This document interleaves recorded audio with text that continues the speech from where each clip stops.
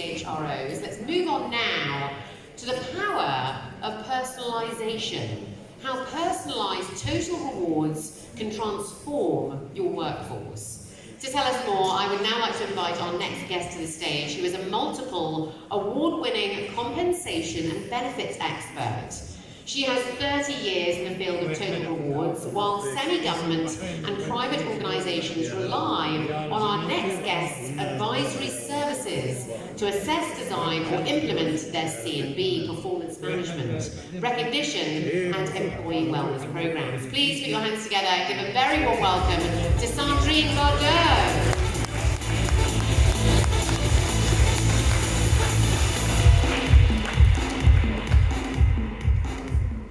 Hello, thank you everybody. So, the topic that I'm sure you were all waiting for, because this is about the money. So, today I'm going to be talking about personalization of total rewards. So, just a first word. Total rewards, what is it really? In case some of you have some misunderstandings on the concept, we're talking of the basics of direct compensation, the cash, the benefits, and everything else that does the employee value proposition from an organization. So we're talking about recognition schemes, employee well-being, performance management, and all those other new topics that we are evolving in this industry. And yes, it's true, one size does not fit all. And I say that, and why do we have to emphasize this? Because yes, we hear a lot of talk about personalization, and I was super glad today that a number of the previous presenters did talk about it. Dr. Lina spoke about it, other speakers also mentioned personalization. But the reality is, for most of us in our organizations, here in the GCC, we don't personalize that much.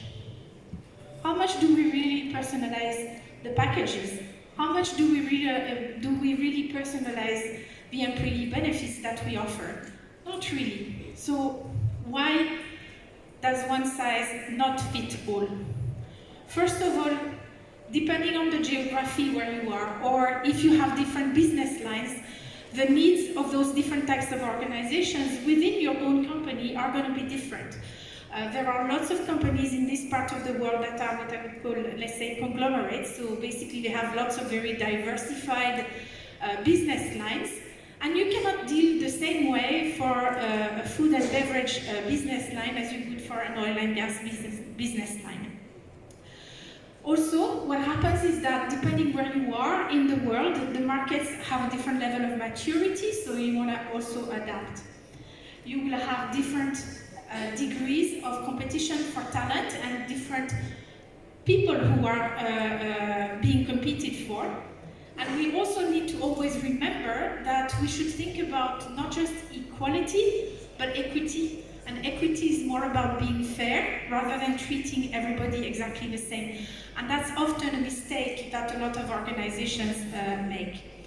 And then, of course, we have to talk about employee individual preferences. We're talking a lot about the younger generations, how they're changing their attitude to work and so on. But it's not just the age, the gender, the nationality can also have a huge impact. And we were talking earlier with Dr. Lina of culturally appropriate or culturally agnostic, in our case rather, but it would be better to have culturally appropriate approaches. Why is it difficult to attract and keep the best talent if we offer the same to everybody? First of all, because our employees will feel that they don't have much recognition, which means that they might not be as motivated to do the job. They will feel undervalued or maybe even underpaid. So you might have higher turnover. You will always have turnover, by the way, and healthy turnover levels are important as well. But too much of a good thing turns out to be a bad thing. Of course, they would also feel that their pay is not aligned with what they feel their work is. And it was the gentleman from Qualtrics who was mentioning that as one of the main aspects of employee feedback at the moment and disengagement. Lack of flexibility to recognize the employees' unique needs and their circumstances. So we were talking earlier, people who need to get some support for fertility versus people who are nearing retirement versus people who are just starting in the workplace. And also, you might have your employees who might not feel pushed to improve their performance if everybody's treated the same in the organization. So it's very important that as organizations, we understand the needs and wants and the preferences of our employees. It will help us to attract and retain the best talent. It will help us to identify the skill gaps and the areas of improvement that we can deal with in the organization. It will help us to create a positive work culture and increase our transparency and fairness. So we really need to dig into that. But how do we do it? Because everybody's talking about it, but how do we actually go about identifying those preferences and those needs in the organization? Multiple ways. Obviously, the employee surveys is the one that most of us are using, but it has its limitations. It's a set of questions which go from 12, typically there are these kind of 12 magic employee survey questions up to maybe 60 questions. You administer that once a year, maybe you do a pulse survey once a quarter, twice a year. That's it, it's a spot in time. You can do employee focus groups. I think this is something that in HR we're not using enough of. So for example, recently I did the same with one of my clients. We did employee focus groups in 6 different countries where we asked the employees on their feedback on their pay, their benefits, their work environment, the culture, and so on. And the depth of feedback that I got during those meetings. So basically what I said is the HR is not allowed to come in there. Management is not coming. It's just me with the employees who are volunteers and who speak English or French, because I speak English or French, so that I could understand them, and asking them through a structured interview guide on their feedback, and then feeding that feedback back to the organization in an anonymous manner so that the employees could feel that they could really express their point of view. I was really surprised by the depth and the honesty and the candor of the feedback that I received. I had people who said to me, "Thank you, Sandrine, I've been working in the company for 15 years. This is the first time I'm being asked for my opinion. And just the fact that you're asking us is good," because I was like, "Hey guys, I'm just a consultant. I cannot guarantee that anything will come out of that, right?" But they were like, "No, but just already that the company is starting to ask us is a good point for us." You can do, of course, data analysis, and there is nowadays a lot of tools that can integrate from inside the company and outside the company, obviously, one-on-one interviews, but also external market research. I know we're not supposed to say benchmarking, but we still want to have a little bit of an understanding of what's happening around us in the world. So, when you start to design your total rewards packages, you will have to follow a certain number of steps. First, you conduct your needs analysis, which is like, what do we want to try and focus on? What do we have identified as an issue in the organization? And then, once you have gathered your data, you will identify your employee segments. And you might get some surprises there. You might find that in your head, or in your gut feeling as an HR person, you think you know the employees, and that you will find a big distinction between your younger workers and your older workers in terms of what they're interested in, what they would prefer to receive in terms of benefits, if they're more focused on cash, or if they're more focused on the work experience and so on.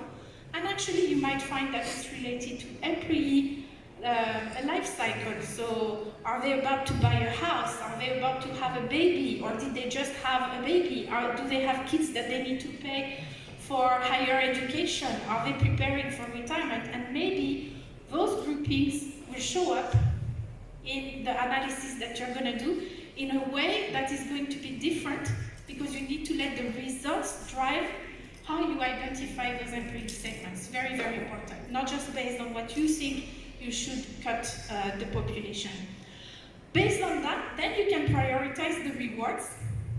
And that doesn't necessarily mean that you need to only offer certain rewards to certain parts of the organization, but you will have to put more emphasis on those towards certain employee populations. Very, very important that you always offer a range, if you can, so that you give people a choice. Choice is a very, very important psychological component. If you remember, there's a very famous speech from, what's his name? Daniel Pink on autonomy, mastery, and purpose. And so the autonomy is very important. Giving people a choice gives them that empowerment so that they feel that they have control about what's happening. Communication, evaluation, and adjustment, obviously, like in any type of project, would be important as well. So, first, I would say, very obvious, to focus on the elements of the total reward package that are very visible to the employees. So, how do you think about processing annual individual salary increases? I'm not talking of the collective one where everybody gets like 4% to fight off, cost of living and inflation, but the individual one related to performance. How do you discuss and communicate to your employees the mechanisms for eligibility to promotion, for how the bonus is calculated? In this part of the world, we have a tendency towards wanting everything to be said to be discretionary, not having to commit to a methodology that we have, how we have calculated. We have boards and legal teams telling us, no, you cannot communicate about that. One of my last corporate employers, so for those who know me, they will know who it is.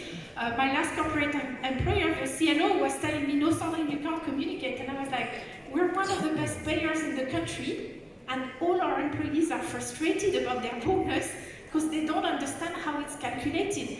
Let me at least explain the mechanics, and I will not share the exact numbers of the multipliers and all this kind of stuff, but at least they understand the principles and they can say, okay, I know it's related to this criteria, that other criteria. This is where I have some control on some of those results. Employee recognition, flexible benefits, employee well-being are also all highly visible to the employees and highly individualized. Retention skills, few people talk about it, and it's a much smaller population, which is going to be on any kind of retention scheme, but I think it's also important that whenever you put them in place, you have a proper discussion with the employees about why it's been put in place and so on. And of course, personal growth opportunities, which is more on the career development and so on, but it is also part of the employee value proposition. However, I think it's important that you also remember to manage what's behind the scenes, what you as an HR or as a complement person are handling on the back end. Your salary structures, principles are going to be the same, but if you have two different divisions, or you might even want to target different salary structures for within your support function, maybe there is one star function that you need to pay more than the rest. Maybe you have a lot of merger and acquisitions activity, and you need to target a slightly higher position to market for that job family. So you would have principles of salary structures the same, but a different salary structure for that specific job family.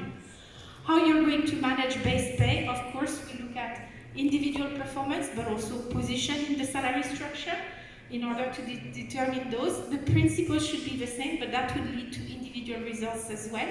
And of course, in incentives, we have the part of the individual performance. So how do we think about that and tie it to what the person is really bringing? And how do we also not create a culture of internal war by focusing only on the individual, but also making sure that we encourage teamwork and collaboration in the organization. So, just to give you two life examples, real life examples. One of my clients in Spain, the CFO says to me, oh, we want to put in place this retirement plan. It will be like a savings plan, and it's for the employees who are going to retire. So I said, okay, so what's the average age of your employee population? 32. Wow. Okay, great. I'm not so sure that they're all focused on retirement now. And by discussing with him, what I found out actually, that it was not really a retirement plan, it was a savings plan.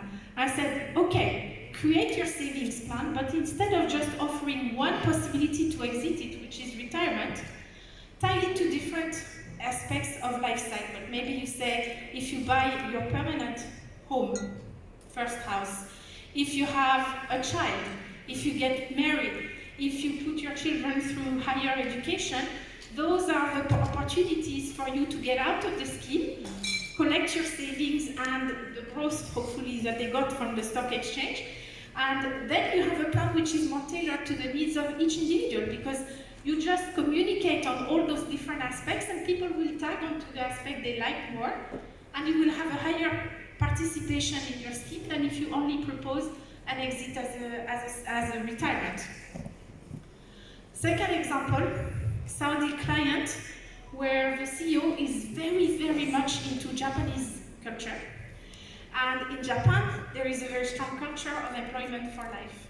So he tries to reproduce that in his organization, and they communicate a lot about, we want to keep you for a very long time, you will have a 20-year, 30-year, 40-year career with us. And I was like, yeah, but the young people nowadays, they're not interested in that. They want to have different experience, they want to have growth opportunities and so on. Why don't you tailor the communication slightly different? Don't change what you offer. It's a great offer to say, hey, if you want to stay with us, you will stay with us. But find some of your employees who have had career changes, who have moved abroad, who have changed, who have moved from engineering to HR, from finance to marketing or whatever, and highlight them to say, hey, yes, you don't need to leave us in order to have those experiences. You can have them with us. This is why the lifetime employment is good with us. It's not a prison, it's a springboard for your opportunities as an employee. So it's about tailoring the communication. Personalization of reward doesn't necessarily mean that you need to have a single solution for every single employee, but it means that you need to also think about how you're going to tailor your communication to make sure that everybody finds what's in it for me into your packages. So I guess that's it for now. I'm going to be around the whole day today, so you can reach out to me if you have any questions. Thank you very much.